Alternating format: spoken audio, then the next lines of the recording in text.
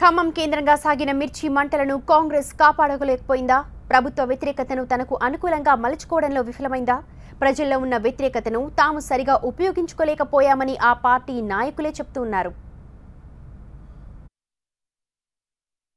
ప్రజలు ఎదుర్కొంటున్న సమస్యలే ప్రతిపక్షాలకు ఆయుధాలు. ఈ సమస్యల్ని ఆధారంగా చేసుకుని విపక్షాలు ప్రభుత్వంపై ఆందోళనలు నిర్వహిస్తున్నాయి. అధికార ప్రతిపక్షాల స్థానాలు మారినా దశాబ్దాలుగా ప్రతిపక్షాల మనుగడకు ప్రజా వ్యతిరేకతే కీలక వనరు. అయితే ప్రధాన ప్రతిపక్షం ఇతర పక్షాలను కలుపుకొని ప్రభుత్వంపై పోరాడితేనే అందరికీ ప్రయోజనం సిద్ధిస్తుంది. అలా కాకుండా ఒంటెద్దు పోకళ్లు పోతే తెలంగాణ కాంగ్రెస్ రోజురోజుకు దిగజారిపోతుందని ఆ పార్టీ నాయకులే వ్యాఖ్యానిస్తున్నారు. భూసేకరణకు వ్యతిరేకంగా మల్లన్న సాగర్ ప్రాజెక్టు ముంపు గ్రామాల్లో ప్రజా ఉద్యమం నడిచింది. అయితే దానికి నాయకత్వం వహించడంలో కాంగ్రెస్ విఫలమైంది. క్యాడర్ లేని టీజేఏసీ మల్లన్న సాగర్ ఉద్యమంలో మార్కులు కొట్టేసింది.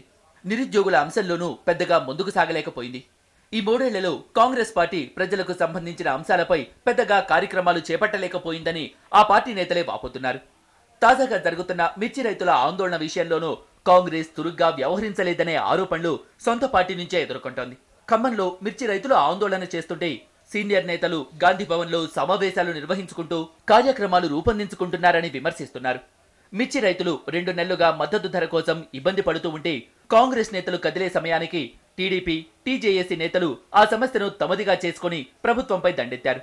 రాష్ట్ర వ్యాప్తంగా కార్యకర్తలు బలంగా ఉండి ప్రధాన ప్రతిపక్షంగా ఉన్న కాంగ్రెస్ వెనకబడిపోతుంటే క్యాడర్ లేని జేఏసీ, 3 ఎమ్మెల్యేలున్న టీడీపీ ముందుకు పోతున్నాయని నాయకత్వంపై బహిరంగంగానే విరుచుకుపడుతున్నారు పలువురు కాంగ్రెస్ నేతలు. టీవీ9 ఎన్కౌంటర్ కార్యక్రమానికి హాజరైన కోమటిరెడ్డి రాజగోపాల్ రెడ్డి కూడా ఇదే అభిప్రాయం వ్యక్తం చేశారు. మాకు ఇప్పుడున్న పరిస్థితుల్లో కాంగ్రెస్ పార్టీ లోని చాలామంది శాసనసభ్యులు, ఎంపీ ఉత్త సికందర్ రెడ్డి గారు కానీ ఈ ఎన్నికల్లో ఓడిపోవడం పర్ఫార్మెన్స్ కానీ చూస్తుంటే ఎంతోమంది ప్రభుత్వానికి వ్యతిరేకంగా జేఏసీ నాయకులు ఉద్యమం చేస్తుండ్రు, టీడీపీ వాళ్ళు చేస్తున్నారు, సిపిఎం వీరభద్రంగారం పాదయాత్ర చేస్తుండ్రు.